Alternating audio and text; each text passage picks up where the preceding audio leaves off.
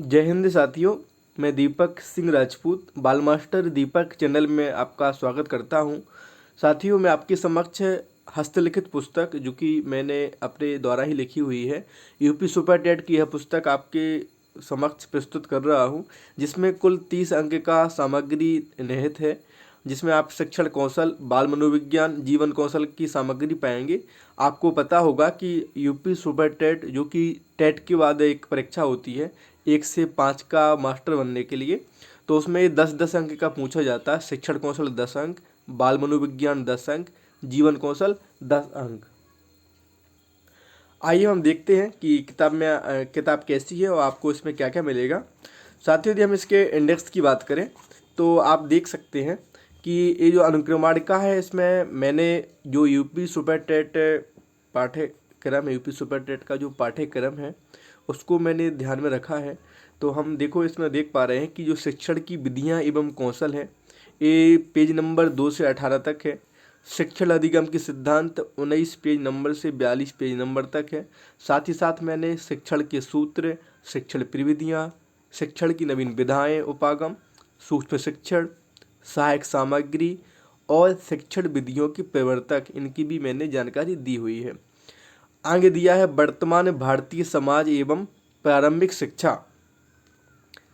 Page number 43 से 91 तक, 91 तक, जिसमें आप पढ़ेंगे वैदिक कालीन शिक्षा, बौद्धकालीन शिक्षा, मुस्लिम कालीन शिक्षा, आधुनिक कालीन शिक्षा, शैक्षिक विचारधाराएं, जिसमें आपके आदर्शवाद, प्रकृतिवाद, प्रयोजनवाद, प्रमुख विचारक Froebel, Montessori, Plato, Rousseau, John Dewey, Rabindranath Tagore, Swami Vivekananda, Mahatma Gandhi, Radha Krishnan, Gijubhai Badheka और विचारकों द्वारा जो महत्वपूर्ण कथन दिए जाते हैं, तो उनको भी मैंने लिखा हुआ है। तो इसमें जो यूपी सुपर टेट का पाठ्यक्रम है, मैंने उसको सभी को समाहित किया हुआ है। तो आप देख सकते हैं समावेशी शिक्षा, प्रारंभिक शिक्षा के नवीन प्रयास, जिसमें अब विभिन्न परियोजनाएं आ जाती हैं, विभिन्न अभिकरण आ जाते हैं। और देखो जो सिलेबस में नहीं है मैंने उनको भी इसमें डाला हुआ है, जैसे आपका NCF 2005, IIT एक्ट 2009 और जो राष्ट्रीय शिक्षा नीति है, देखो राष्ट्रीय शिक्षा नीति NEP 2020, इसको भी मैंने समाहित किया हुआ है। और महत्वपूर्ण तिथियां जो भी हैं वो उसका भी मैंने उल्लेख किया है। शैक्षिक मूल्यांकन एवं मापन, आरंभिक पठन कौशल, शैक्षिक प्रबंधन एवं प्रशासन, और जैसे ही पूरा शिक्षण कौशल खत्म होता है तो साथ में करीब 200 बल्लनर प्रश्नोत्तरी, शिक्षण कौशल प्रश्नोत्तरी भी मैंने दी हुई है। इसी तरीके से आप देख सकते हैं बाल मनोविज्ञान भाग 2 शुरू हो जाता है 207 पेज से।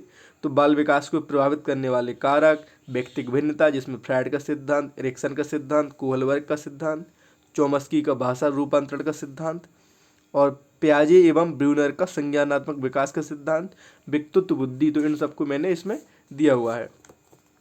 यदि हम आगे बात करें, देखो तो सीखने की आवश्यकता की पहचान, आपके पढ़ने के लिए वातावरण का सृजन करना, सीखने के सिद्धांत तथा कक्षा शिक्षण में इनकी व्यवहारिक उपयोगिता, जिसमें आप पढ़ेंगे थॉर्नडाइक का सिद्धांत, पावलोव का सिद्धांत, क्लार्क हल का सिद्धांत, BF स्किनर का सिद्धांत, कोहलर का सिद्धांत, अल्बर्ट बांडुरा का सामाजिक अधिगम सिद्धांत।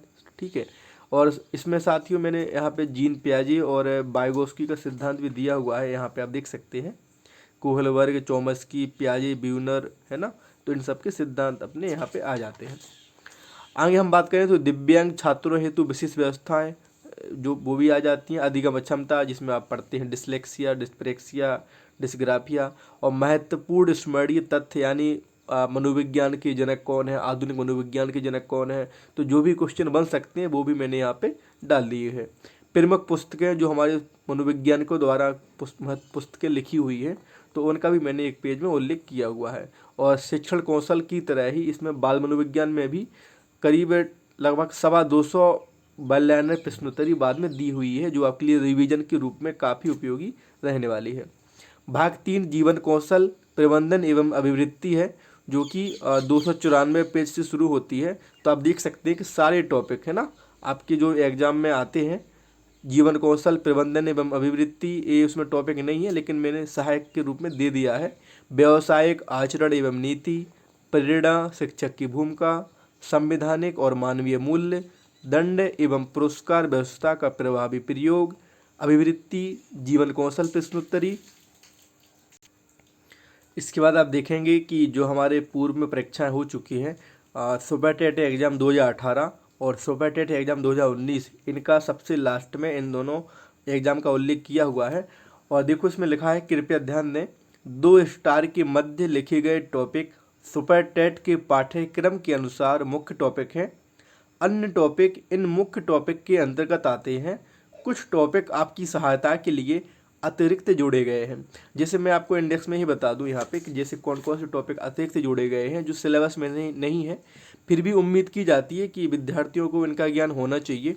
तो जैसे आप यहाँ देख सकते हैं, शिक्षण के सूत्र, शिक्षण प्रविधियाँ, शिक्षण की नवीन विधाएँ, सूक्ष्म शिक्षण, सहायक सामग्री, शिक्षण विधि के प्रवर्तक, यहाँ पे आप देखेंगे विचारकों के महत्वपूर्ण कथन, और यहाँ पे आप देखेंगे आरटी एक्ट, एनसीएफ, राष्ट्रीय शिक्षा नीति।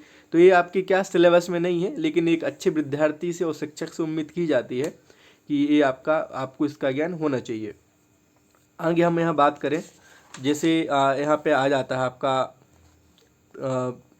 प्रमुख पुस्तकें, और आपके यहाँ पे जिसको जीवन कौशल, प्रबंधन एवं अभिवृत्ति, तो मैंने ऐड कर दिया, और लास्ट में आपका अभिवृत्ति। तो ये आपके क्या है, एग्जाम में नहीं है, मतलब स्पष्ट हेडिंग के रूप में नहीं है, लेकिन उसके अंतर्गत समाहित हो जाते हैं। तो आपने देखा होगा कि जब भी हम सड़क पे गाड़ी चलाते हैं ना, तो उसके जो सड़क के दाएं बाएं जो लाल कलर के गिट्टी बिछे होते हैं, तो वो हमारी काफ़ी हेल्प करते हैं ना। तो जो सिलेक्शन होता है वो दाएं बाएं से जो क्वेश्चन आती है सिलेबस के, उससे आपका सिलेक्शन होता है। तो जो सिलेबस में वो तो हमें पढ़ना ही है, साथ में जो उसके इर्द गिर्द होता है उसको भी हमें पढ़ना है, ठीक है। यदि मैं इसमें एक समरी के रूप में इसमें बात करूं कि पुस्तक में क्या दिया हुआ है, तो आप यहाँ देख पा रहे हैं, जैसे इसमें लिखा हुआ है, प्राथमिक शिक्षक भर्ती के अभ्यर्थियों के समक्ष इस पुस्तक को प्रस्तुत करते हुए मुझे बेहद प्रसन्नता हो रही है।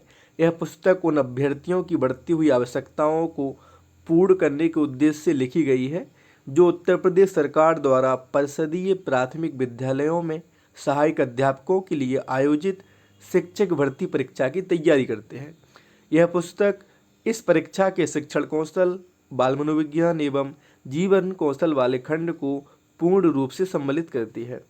यह पुस्तक पाठकों को विषय की विस्तृत एवं संपूर्ण जानकारी देने में सहायक सिद्ध होगी। पुस्तक में उन अवधारणाओं को शामिल किया गया है जिन पर आधारित प्रश्न आगामी परीक्षाओं में पूछे जा सकते हैं।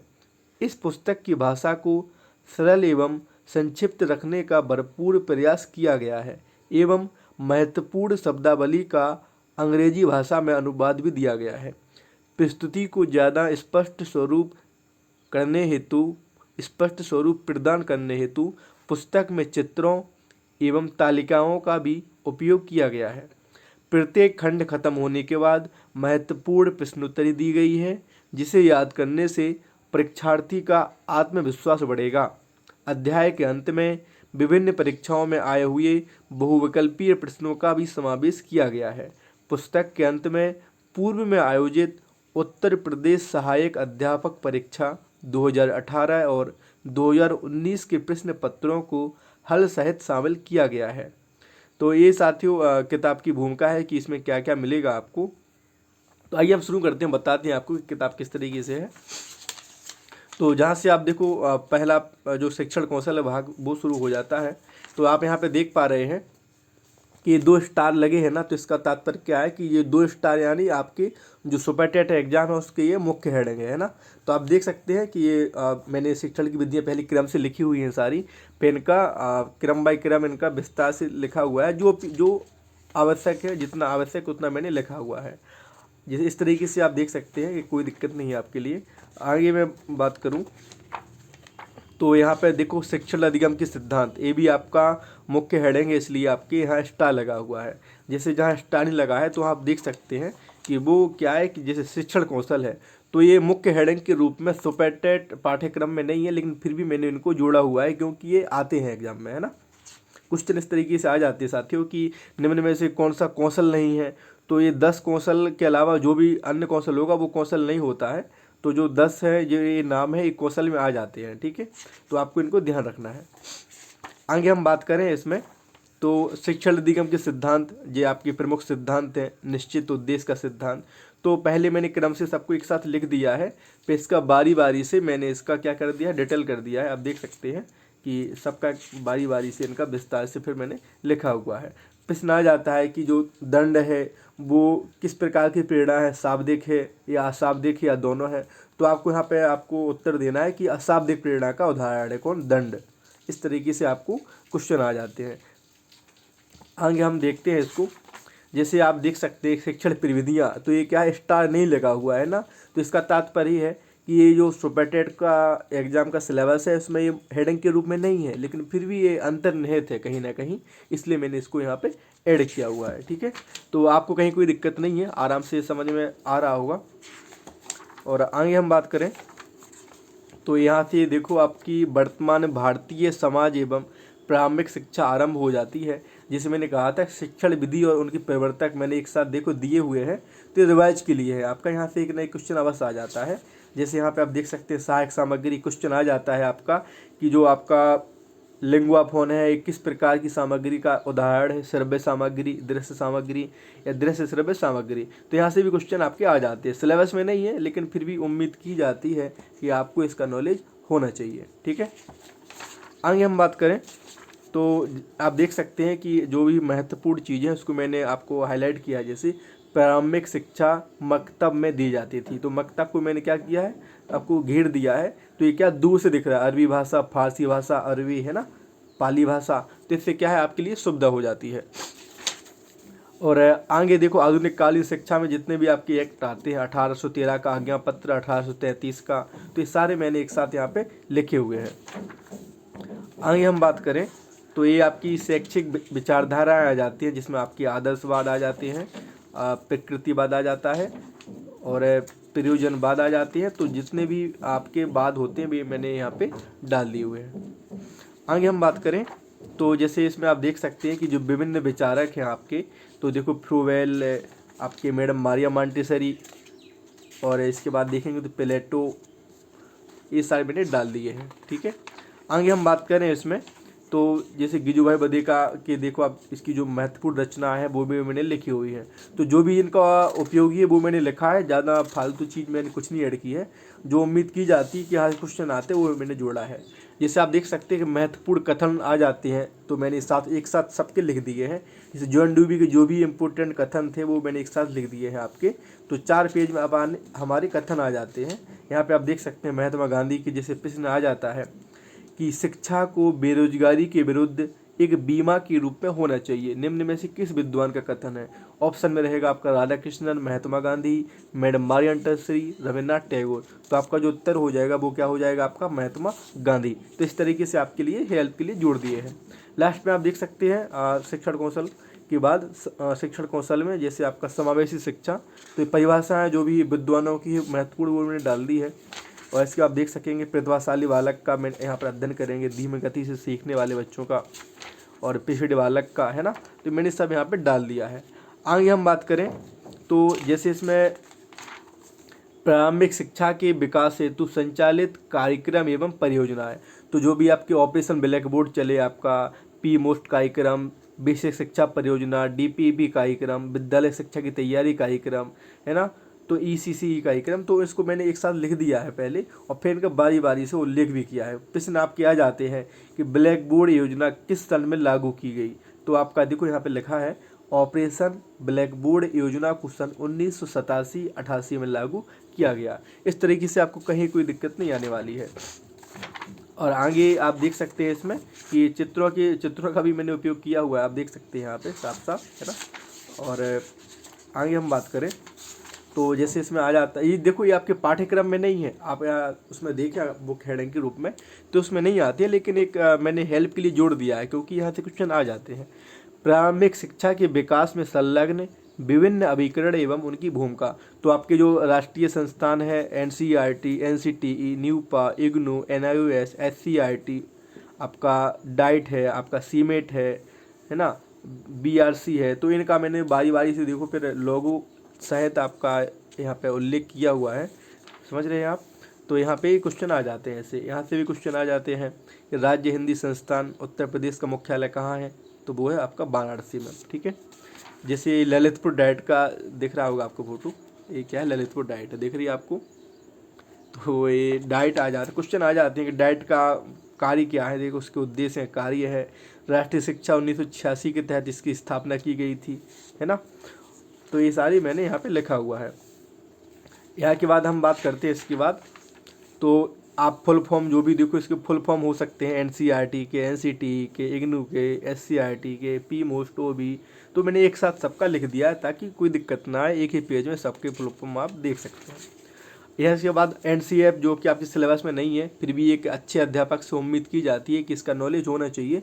तो एनसीएफ 2005 यहाँ पे देखो मैंने डाला हुआ है। इसके बाद आप देख सकते हैं आरटी एक्ट 2009 का भी यहाँ पे उल्लेख किया हुआ है। और इसके बाद आप यहाँ पे देख पाते हैं राष्ट्रीय शिक्षा नीति 2020। आपको साथियों इसका नॉलेज ज़रूर होना चाहिए, क्योंकि ऐसे क्वेश्चन अवश्य आएंगे, सिलेबस में भले ही ना हो लेकिन आपकी सीटेट एग्जाम, टेट, आपकी सुपर टेट सब में आने वाला है। तो इसको देखो मैंने पूरा डिटेल से लिखा हुआ है। ये आपका 6 पेज में है, ठीक है, ये क्या है 6 पेज में है। इसके बाद आप देख सकते हैं महत्वपूर्ण तिथियाँ, तो इसको आप देख सकते हैं कितना सुविधाजनक मैंने यहाँ से बढ़ती हुए क्रम में, है ना, 1835, 1854, 1944, 62, 63, एक साथ जो भी आपकी तिथियां हो सकती थी लिख दिए। जैसे प्रश्न आ जाता है कि NIOS की शुरुआत कब हुई, तो 1989 में हुई। मध्याह्न भोजन की शुरुआत कब हुई, मिड डे मील की, तो 15 अगस्त 1995। NCTE की स्थापना कब हुई, 1995। कस्तूरबा गांधी बालिका विद्यालय की स्थापना कब हुई, 2004।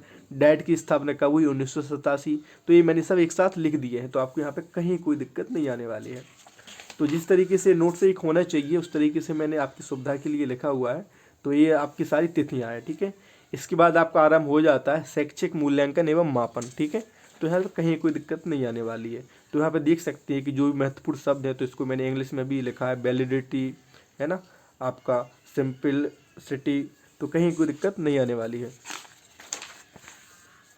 आगे हम बात करें इसका, तो मैं आपको दिखाता हूँ यहाँ पे, जिसे शैक्षिक प्रबंधन में प्रशासन, तो क्या है, एक मुख्य हेडिंग है इसलिए इसको स्टार के अंदर घेरा हुआ है, आप देख सकते हैं इसको।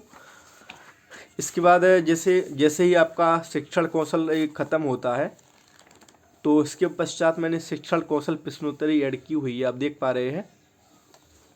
जो शिक्षण कौशल प्रश्नोत्तरी मैंने ऐड की हुई है, आप देख सकते हैं बैल में। तो यहाँ पे क्या आपके लिए महत्वपूर्ण रिवाइज हो जाता है, रिवीजन हो जाता है, और जो भी चीज़ें आपके लिए बहुत उपयोगी है वो भी मैंने यहाँ पे ऐड कर दी हैं, देख पा रहे हैं यहाँ पे। तो कहीं कोई दिक्कत नहीं आने वाली, आप देख सकते हैं कि देखो पूरा साफ साफ दिख रहा है, ठीक है।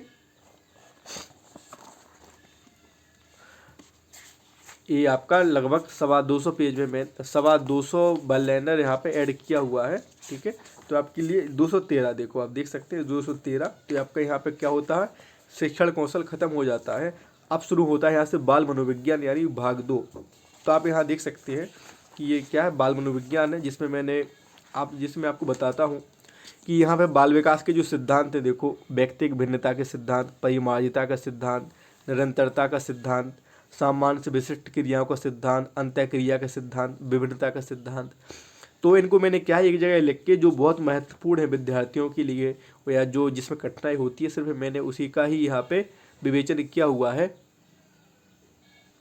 जैसे आप देख पा रहे हैं कि वर्तुलाकार प्रगति चक्राकार सिद्धांत, मैंने सिर्फ इसी का ही डिटेल किया हुआ है, क्योंकि मैं ये मान के चलता हूँ कि जब आप सुपर टेट एग्जाम दे रहे हैं तो आपको इन बेसिक सिद्धांत इनका नॉलेज होगा आपको, है ना। क्योंकि अगर इनको ही डिटेल करने लगे तो ये किताब 330 पेज की जगह ये करीब 500 पेज में हो जाती।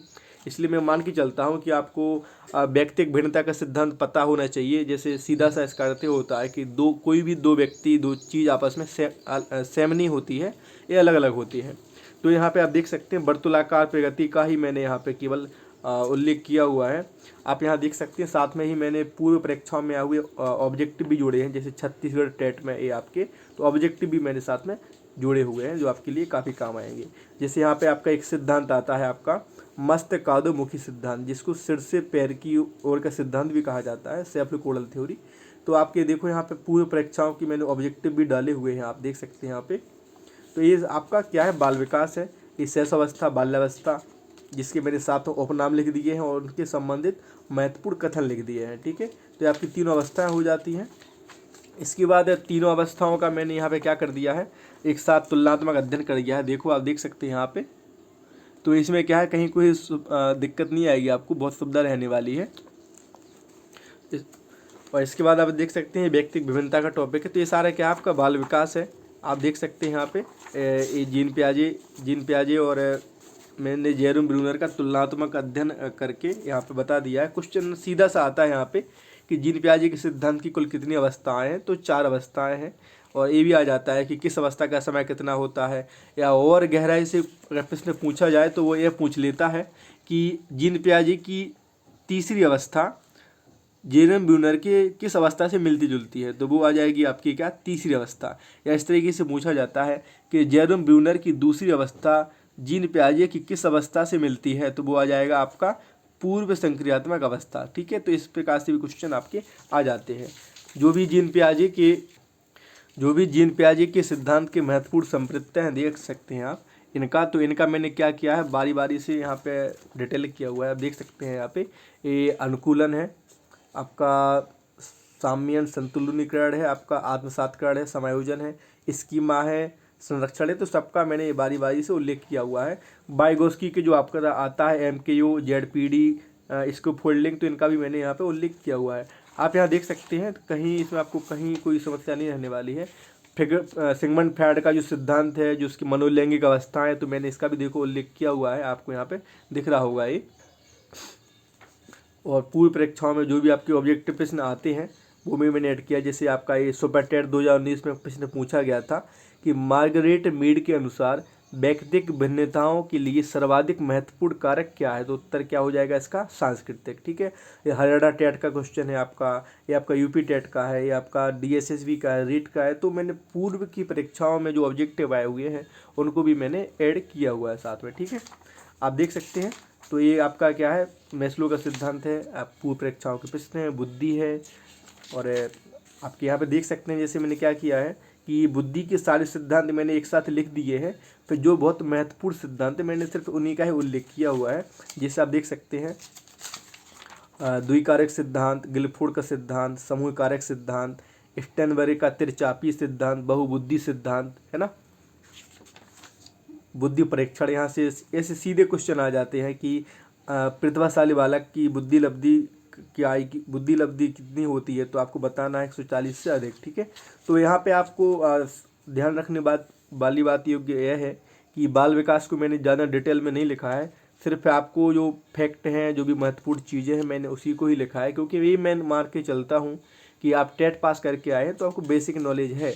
और जिसको भी विस्तृत अध्ययन करना है बाल विकास का, तो आप फिर वो मेरा पुराना हस्तलिखित नोट्स ले जो 556 पेज में है, जिसमें डिटेल में ही बताया गया सभी सिद्धांतों को। जैसे इसमें आप देख सकते हैं कि बुद्धि के सिद्धांतों को 1 2 3 4 5 6 7 8 पेज में ख़त्म कर दिया है। आप जब नोट्स लेंगे डिटेल वाला तो उसमें 26 पेज में अकेले बुद्धि का सिद्धांत है, तो उसमें काफ़ी बारीकी से और गहराई के साथ बताया गया है। ये आपका अधिगम है, आप यहाँ पे देख सकते हैं आपके अधिगम के वक्र आ जाते हैं। जैसे यहाँ की देखो मैंने क्या किया है, सकारात्मक, धनात्मक, नतोदर, कॉनकेव कर्व, तो जो भी इसके नाम हो सकते हैं वो मैंने सारे नाम लिख दिए। देखो पिछली सुपर टेट 2019 में प्रश्न आया था कि गेने के अधिगम सोपान का सही क्रम क्या है, तो इसका जो सही उत्तर होगा वो संप्रत्य अधिगम, नियम अधिगम, समस्या समाधान। तो यहाँ से क्वेश्चन आ जाते हैं सीधे। इसलिए मैंने क्या किया, पूर्व की परीक्षाओं के प्रश्नों को भी मैंने साथ में जोड़ा है ताकि आपको सुविधा हो। आप ये देख सकते हैं अधिगम स्थानांतरण है, तो चित्रों को मैंने यूज किया हुआ है यहाँ पे। आप नकारात्मक स्थानांतरण, शून्य स्थानांतरण, द्विपार्श्विक अंतरण, ये देखो मेरी फ़ोटो लगी हुई है यहाँ पे। दाएं हाथ से लिखना और बाएं हाथ से लिखना। इसके बाद आपका अभिप्रेरणा आ जाती है, पढ़ने के लिए वातावरण का सृजन करना, तो कहीं कोई समस्या नहीं रहने वाली है आपके लिए। और सबसे लास्ट में आपका बाल मनोविज्ञान प्रश्नोत्तरी, ये मैंने क्या किया है यहाँ पे मैं बताता हूँ आपको। ये अधिगम अक्षमता आपके प्रश्न आ जाते हैं कि डिस्ग्राफिया क्या होती है, डिसलेक्सिया क्या होती है, तो ये मैंने आपको सभी लिख दिया है।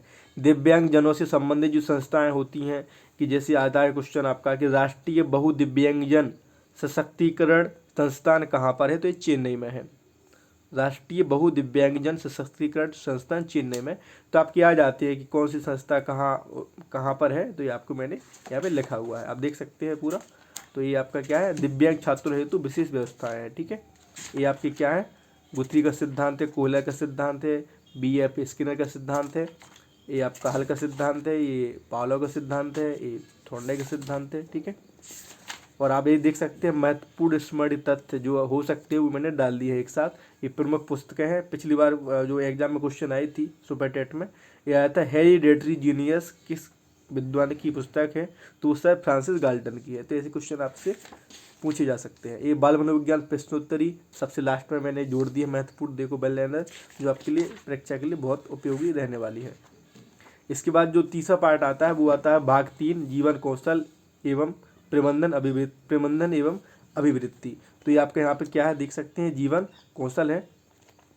जैसे यहाँ पे बात करूँ प्रेरणा की, दो देखो पहले इसको बताया गया है। अभिप्रेरणा को अंग्रेजी में मोटिवेशन कहते हैं, इसकी जो परिभाषा है वो लिखी हुई है। आपका ये जो टॉपिक है व्यावसायिक आचरण एवं नीति, इनका भी मैंने सब यहाँ पर उल्लेख किया हुआ है, ठीक है। और ये अभिप्रेरणा के मुख्य सिद्धांत हैं। और इसके बाद देखो यहाँ से क्वेश्चन ये आ जाता है कि जो नींद है ये किस प्रकार का अभिप्रेरक है, जन्मजात अभिप्रेरक है या अर्जित अभिप्रेरक है। तो इसका जो उत्तर है कि जो नींद क्या है जन्मजात अभिप्रेरक है। तो इसको आपको सुविधा के लिए मैंने डायग्राम बना के इस हिसाब से लिख दिया है, तो जो आपके लिए हेल्पफुल रहेगा। इसके बाद शिक्षक की भूमिका में शिक्षक सुविधादाता के रूप में, तो जो भी आपका सिलेबस है सुपर टेट का उसको मैंने पाठ्यक्रम पूरा कवर किया हुआ। वीडियो लंबा हो गया है लेकिन मुझे बताना था अच्छे से, तो मैंने आपको बताया है, आप पूरा देखना है इसको। लास्ट में जीवन कौशल प्रश्नोत्तरी मैंने ऐड की हुई है इसमें। और सबसे अंतिम में आप देख पा रहे हैं कि जो भी हमारे पूर्व में परीक्षाओं में जो एग्ज़ाम हुए हैं आपके, उत्तर प्रदेश सहायक अध्यापक परीक्षा 2018, तो इसके मैंने पेपर भी ऐड किए हुए हैं, देख सकते हैं आप। ये शिक्षण कौशल के प्रश्न आए थे। आपको पता होगा जो पहली बार हमारा एग्ज़ाम हुआ था उसमें आपका लिखने को दिया गया था कि आपको उत्तर लिखना था, इसलिए क्या है सीधा लिखने वाला है इसमें। तो बाल मनोविज्ञान के क्वेश्चन, जीवन कौशल के क्वेश्चन, ठीक है। आपका ये 2019 का प्रश्न आया, 2019 का प्रश्न पत्र है। तो इसमें शिक्षण कौशल इसमें क्या है कि आपका ये ऑब्जेक्टिव हुआ था पेपर, इसलिए ये इसमें ऑब्जेक्टिव में है। और सबसे लास्ट में इसके क्या है उत्तर दिए गए हैं, ठीक है। तो इस तरीके से क्या है आपका ये पूरा आपके लिए हस्तलिखित पुस्तक है आपके लिए, तो आप इसको जरूर लीजिए। और इसको लेने के लिए आप मुझसे संपर्क कर सकते हैं व्हाट्सएप पर 87 56 27 72 92 पर 8756277292।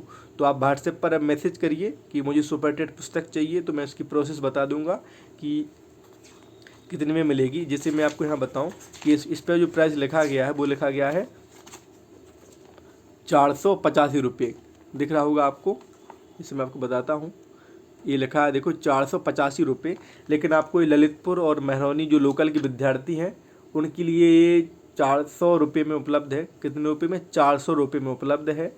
और जो बाहर के लोग हैं जो पोस्ट से मंगाते हैं उनके लिए 450 रुपये में उपलब्ध है बाई पोस्ट है, क्योंकि जो 50 रुपये जो खर्चा है वो पोस्ट खर्चा है। तो 450 रुपये में ये आपके लिए उपलब्ध हो जाएगी आपके घर के लिए। और जो मेरे महरौनी और ललितपुर के हैं उनको दुकानों पर मिल जाएगी ये 400 रुपये में। अभी मैं स्वयं ही पुस्तक दे रहा हूँ, बाद में मैं रखवाता हूँ तो आपको सूचित कर दूंगा। तो व्हाट्सएप पर मैसेज करके आप ये पुस्तक ले सकते हैं। नंबर है मेरा व्हाट्सएप, आप देख सकते हैं। ये मैं आपको यहाँ ही दिखा देता हूँ। जैसे आप देख सकते हैं 87 56 27 72 92 ये यूट्यूब चैनल है बाल मास्टर दीपक। टेलीग्राम चैनल पे आप बाल मास्टर दीपक सर्च करें इस तरीके से, तो आपका वहाँ पे आप ग्रुप में ज्वाइन हो जाएंगे, ठीक है। और आपको एक मैं और बताता हूँ बात कि जो व्यक्ति 5 कॉपी यानी इस प्रकार की, जैसे एक कॉपी है यदि 5 कॉपी मंगाता है एक साथ, तो उसको 5 के साथ एक पुस्तक फ्री दी जाएगी, है ना। तो यानी आप ये मानिए कि 450 रुपये के हिसाब से 5 पुस्तक का जो मूल्य होता है 2250 रुपये होता है। पर मैं आपको क्या करूँगा 2250 में ही आपको 5 की जगह 6 पुस्तकें दूंगा, है ना। तो एक किताब ये हो जाएगी, बाकी दूसरी किताब भी यही, तीसरी भी। तो जैसे आपने एक कॉपी ये मंगाई है तो ये 5 दोस्त मिलके 5 किताबें ले लेते हैं इसी प्रकार से, तो मैं 5 के साथ 6 भेज दूंगा। तो जो बेचारे गरीब विद्यार्थी होते हैं तो उनके लिए काम आ जाएगी, ठीक है। तो ये पुस्तक है, आप अपने दोस्तों को बताएं और इसको लेने के लिए मेरे व्हाट्सएप पर संपर्क करें। और कुछ समय बाद मैं इसकी ऑडियो भी उपलब्ध कराऊंगा, सारी टॉपिक बाय टॉपिक ऑडियो, जिसको आप सुन के भी समझ सकते हैं, ठीक है। तो जय हिंद साथियों, जय भारत।